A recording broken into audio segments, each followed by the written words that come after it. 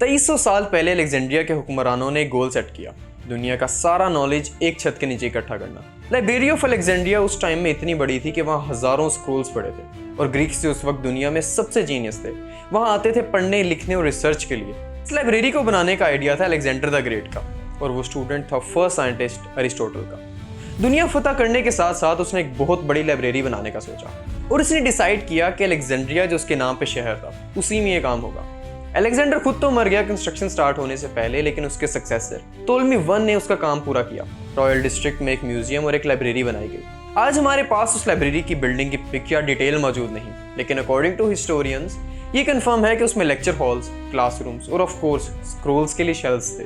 जैसे ही building complete हुई, टोलमी ने ग्रीक और इजिप्शियन स्क्रोल्स पढ़ना स्टार्ट कर दिया। स्कॉलर्स को अलेक्जेंड्रिया बुलाया गया और उनका सारा खर्चा भी स्टेट ने उठाया। वो लोग अपनी अपनी किताबें लाते थे और आहिस्ता आहिस्ता लाइब्रेरी भरना शुरू हो गई। लेकिन अलेक्जेंड्रिया के रूलर्स का प्लान यहीं पे नहीं रुका। उनका प्लान था दुनिया की हर किताब की कॉपी बनाना। और उस वक्त अलेक्जेंड्रिया एक शिपिंग हब था, तो टोलमी 3 ने एक जीनियस प्लान बनाया। जो भी शिप अलेक्जेंड्रिया में डॉक करेगी, उसके पास अगर कोई बुक या स्क्रोल होगी तो वो टेम्परेरी तौर पर उसे लाइब्रेरी को देगा। लाइब्रेरी के स्क्राइब्स उसकी कॉपी बना लेते थे और फिर ओरिजिनल वापस कर देते थे। यानी दुनिया में जो भी किताब लिखी जा रही थी उसका सबसे बड़ा सेंटर बन गया अलेक्जेंड्रिया। और लाइब्रेरी में लाखों स्क्रोल्स इकट्ठा हो चुके थे। इसी वजह से वहाँ कुछ इंसेन डिस्कवरीज भी हुई। जब कोलंबस ने अभी दुनिया का नक्शा देखना स्टार्ट भी नहीं किया था, उससे 1600 साल पहले एक स्कॉलर एराथोथनीज ने अर्थ के राउंड होने का प्रूफ दिया और उसके सरकमफेरेंस भी इतनी एक्यूरेसी से कैलकुलेट किया कि सिर्फ कुछ माइल्स का फर्क था।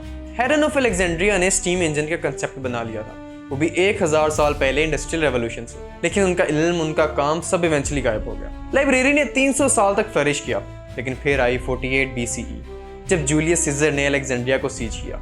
जूलियस सीजर ने हार्बर में शिप्स को आग लगाई। स्कॉलर्स मानते हैं कि लाइब्रेरी तक शायद आग पहुंची और कुछ स्क्रोल्स भी जल गए। फिर शहर का कंट्रोल बदलता गया, ग्रीक से रोमन, फिर क्रिश्चियंस और आखिर में मुस्लिम्स। हर नए हुक्मरान ने लाइब्रेरी को ट्रेजर नहीं, थ्रेट समझा। 1415 CE में एक फीमेल स्कॉलर हेप्शिया को सिर्फ इसलिए मार दिया गया कि वो एंशिएंट ग्रीक टेक्स्ट पढ़ रही थी। आज लाइब्रेरी ऑफ अलेक्जेंड्रिया तो नहीं रही और उसके साथ साथ वो हजारों किताबें भी गुम गई। लेकिन ये पहली और आखिरी दफा नहीं था जब इंसानियत ने अपना इल्म खुद जलाया हो। 8th सेंचुरी के आसपास बगदाद, जो उस वक्त अब्बासिड्स खलीफेट के अंडर था, वहां बना बैतुल हिकमा यानी हाउस ऑफ विजडम। ये कोई नॉर्मल लाइब्रेरी नहीं थी, एक रिसर्च इंस्टीट्यूट था, ट्रांसलेशन सेंटर था और एक यूनिवर्सिटी थी। बगदाद में Greek philosophy, Indian mathematics, Persian medicine, Chinese astronomy सब कुछ अरबिक में ट्रांसलेट किया जा रहा था। अल-ख्वारिज़मी ने यहाँ अलजबरा का कॉन्सेप्ट दिया, जिससे मॉडर्न एल्गोरिदम का लफ्ज निकला। इब्न सीना ने अपनी मशहूर किताब अल कानून फी अल तिब लिखी, जो यूरोप मेडिकल स्कूल्स में अगले 600 साल तक स्टैंडर्ड टेक्स्ट बुक रही। अल-हैशम ने ऑप्टिक्स पर काम किया और एक्सपेरिमेंटल मेथड्स का कॉन्सेप्ट दिया, जो आज भी मॉडर्न साइंस की फाउंडेशन है। बगदाद उस वक्त दुनिया का मोस्ट एडवांस सिटी था। रोड्स पेव्ड थे, हॉस्पिटल्स थे, ऑब्जर्वेटरीज थी और इन सब के बीच में था ये house of wisdom. Different scientific discoveries यहाँ से हुई, केमिस्ट्री की बेसिक्स, अर्थ का साइज कैलकुलेट करना, ह्यूमन एनाटॉमी, मैथ्स के अरबिक न्यूमरल्स वगैरह। लेकिन उसके बाद आया साल 1258। हलाकू खान, चंगेज खान का पोता, उसने मंगोल आर्मी के साथ बगदाद पर अटैक किया। शहर को 4 दिन तक लूटा, खून से भर दिया गया और हाउस ऑफ विजडम, जहाँ दुनिया का नॉलेज था, उसको टारगेट बनाया गया। हजारों किताबें सब टिग्रिस रिवर में फेंक दिए गए। कहते हैं दरिया का पानी कुछ दिन तक स्याही में रंगा रहा, सिर्फ इस वजह से कि इतनी किताबें फेंकी गई थी। मंगोल्स को तो लैंग्वेज समझ नहीं आती थी, उनके लिए सब सिर्फ पेपर्स थे। लेकिन जो चीज़ उनके लिए सिर्फ पेपर्स थी वो इंसानियत का नॉलेज था। ये सिर्फ एक लाइब्रेरी का एंड नहीं था, ये था इस्लामिक गोल्डन एज का एंड। और ये भी आखिरी बार नहीं हुआ था। कुछ ही सेंचुरीज पहले ईस्ट में एक इल्म की दुनिया थी, एक ऐसी जगह जहाँ 1500 टीचर्स, 10,000 स्टूडेंट्स दुनिया के कोने कोने से सिर्फ एक चीज़ के लिए जमा होते थे, नॉलेज। ये थी नालंदा यूनिवर्सिटी, दुनिया की पहली international university. 5th century CE में गुप्ता एम्पायर का गोल्डन एज था और राजा कुमारा गुप्ता ने इसे बनाया। नालंदा का कैंपस इतना ह्यूज था कि उसमें 4 floor lecture halls, dorms, green gardens और मैसिव लाइब्रेरीज थी। ये जगह हार्वर्ड से 700 साल पहले बनी थी। और सबसे खास बात, नालंदा किसी एक मजहब या मुल्क तक लिमिटेड नहीं थी। चाइना, कोरिया, तिब्बत, श्रीलंका, हत्ता कि ग्रीस से लोग यहाँ पढ़ने आते थे। एडमिशन लेना इतना ईजी नहीं था। पहले एक टफ एंट्रेंस एग्जाम होता था जो मॉन्क्स खुद लेते थे, यानी तब भी बहुत कंपटीशन होता था। यहाँ सिर्फ बुद्धिस्ट फिलॉसफी नहीं सिखाई जाती थी, साथ में maths, astronomy, grammar, logic, literature, medicine, astrology, सब कुछ। डेसिमल सिस्टम और अलजेब्रा जो यूरोप में बहुत बाद में आया, उसकी रूट्स भी नालंदा में मिलती। नालंदा के स्कॉलर्स एक्लिप्सिस प्रिडिक्ट करते थे। प्लैनेटरी मोशन समझाते थे और हर्बल मेडिसिन के फॉर्मूलाज लिखते थे। यहाँ 9 फ्लोर टॉल ऑब्जर्वेटरीज बनी हुई थी जहाँ से आसमान और सितारों की ऑब्जर्वेशंस होती थी। 7th सेंचुरी में एक चाइनीज मोंक था जोंगजैंग। उसने 17 साल सफर सिर्फ इसलिए किया कि वह नालंदा आ सके। यहाँ लेक्चर्स अटेंड किए, उस्तादों से डिस्कस किया और वहाँ का इल्म चाइना लेकर जाकर हंड्रेड्स ऑफ बुद्धिस्ट टेक्स्ट का ट्रांसलेशन की। उसका कहना था नालंदा एक ऐसी जगह है जहाँ इल्म कभी नहीं रुकता और हर दिन कुछ नया होता है। नालंदा की 3 मैसिव लाइब्रेरीज थी, रत्ना सागर, रत्ना दादी और रत्ना रंजाका। कहते हैं इसमें इतनी किताबें थी कि जब ये लाइब्रेरीज जली तो 6 महीने तक आग नहीं बुझी। सोच के देखो, 6 महीने तक इल्म जलता रहा। लेकिन हर गोल्डन एज का एंड होता है। 1193 में आया बख्तियार खिलजी, एक तुर्किश जनरल। उसने समझा ये कोई हिंदू या बुद्धिस्ट आश्रम है और रिलीजियस एक्सट्रीमिज्म के अंडर उसने पूरी यूनिवर्सिटी डिस्ट्रॉय कर दी। इस एक डिसीजन ने दुनिया का सबसे बड़ा नॉलेज सेंटर मिटा दिया। नालंदा के साथ सिर्फ एक यूनिवर्सिटी नहीं, एक सिविलाइजेशनल ब्रेन का खात्मा हो गया। इसके साथ गई बुद्धिस्ट फिलॉसफी का इंडियन वर्जन, मेडिसिन की वो किताब में जिसमें हर्बल और सर्जिकल नॉलेज था, एडवांस एस्ट्रोनॉमिकल चार्ट्स और वो तमाम चीज़ें जो शायद यूरोप के इन्वेंशन से पहले दुनिया को एक नई डायरेक्शन दे सकती थी। आज जो बुद्धिज्म तिब्बत और चाइना में जिंदा है उसका क्रेडिट भी नालंदा को जाता है, क्योंकि वहीं से टेक्स्ट लेके जाकर प्रिजर्व किए गए थे। नालंदा का तबाह होना रिलीजियस एक्सट्रीमिज्म था और इसी तरह का एक्सट्रीमिज्म पहले भी हुआ था जब जंगलों के बीच में एक और इल्म की दुनिया बस रही थी। ये दुनिया थी मयान और एस्टेक सिविलाइजेशन की, जिन्होंने टेलीस्कोप के बिना विनस की ट्रेजेक्ट्री, एक्लिप्सिस और हत्ता के मास के रेट्रोग्रेड मोशन तक कैलकुलेट कर लिए थे। ये लोग सितारों के मूवमेंट से अपना कैलेंडर बनाते थे और पिरामिड्स के साथ साथ ऑब्जर्वेटरीज भी बनाई थी। इन लोगों का नॉलेज सिर्फ जुबानी नहीं था, लिखा भी गया था। सोडाइसिस में पतली सी फोल्डेड बुक्स जो डियर स्किन, बार्क पेपर या प्लांट फाइबर्स पे लिखी जाती थी। ये लोग इंक भी खुद बनाते थे। मयान सोडाइसिस कोई सिंपल डायरी नहीं थी, वो एक विजुअल ऑपरेटिंग सिस्टम था। टेक्स्ट, आर्ट और मैथ तीनों एक साथ। बेसिकली उनकी लैंग्वेज एक सिंबॉलिक लैंग्वेज थी। इन सोडाइसिस में मयान कैलेंडर सिस्टम लिखा गया था जो बहुत ही ज्यादा एक्यूरेट था। एक 365 डे सोलर कैलेंडर और 260 डे रिचुअल कैलेंडर को कंबाइन करके ये लोग इवेंट्स प्रेडिक्ट करते थे और फिर भी उन्हें प्रिमिटिव कह दिया गया। और फिर आए स्पेनिश कन्क्विस्टेडर्स, हर्नान कोर्तेज और उसके साथ कुछ कैथोलिक प्रीस्ट्स, जो नई दुनिया में सिर्फ 2 चीजें ढूंढ रहे थे, सोना और सोल्स। इन लोगों ने जब सोडाइसिस देखी तो रिएक्ट किया, ये क्या शैतानी सिंबल्स हैं। उनके लिए ये सब डेविल वर्शिप था। 1562 में एक स्पेनिश बिशप था, डिएगो दी लैंदा। उसने सिर्फ एक दिन में मयान सोडाइसिस और उनके रिलीजियस आइडल्स को पब्लिक में जला दिया। उसने लिखा, We found a large number of books in these characters, and as they contained nothing in which were not to be seen as superstition and lies of devil, we burned them all, which they regretted to an amazing degree, and which caused them much affliction. और इसी एक act ने पूरी मयान civilisation का intellectual record मिटा दिया। एज़टेक्स का हाल भी कुछ इसी जैसा हुआ। उनका कैपिटल तिनोश्तितलान बहुत एडवांस सिटी था, लेकिन जब वो शहर गिरा तो उनके सोडाइसिस भी साथ जला दिए गए, जिसमें उनकी साइंस, एस्ट्रोनॉमी, रिलीजन, लॉ और हिस्ट्री लिखी गई थी। सब खत्म हो गया। आज सिर्फ 4 ओरिजिनल मयान सोडाइसिस दुनिया में बचे हैं, बाकी सब की सब एशिज में मिल गई या कभी मिली ही नहीं। एक पूरी सिविलाइजेशन ने अपना इल्म डॉक्यूमेंट किया था फ्यूचर जनरेशंस के लिए, लेकिन वो सब सिर्फ इसलिए जला दिया गया क्योंकि कॉन्करर्स को उसकी लैंग्वेज की समझ नहीं आई। उन्हें लगा कि ये कोई शैतानी इल्म है। हमने सिर्फ बुक्स नहीं जलाई, हमने ancient astronomy, mathematics, herbal medicine, philosophy और आर्ट की एक लिविंग लाइब्रेरी को खत्म कर दिया।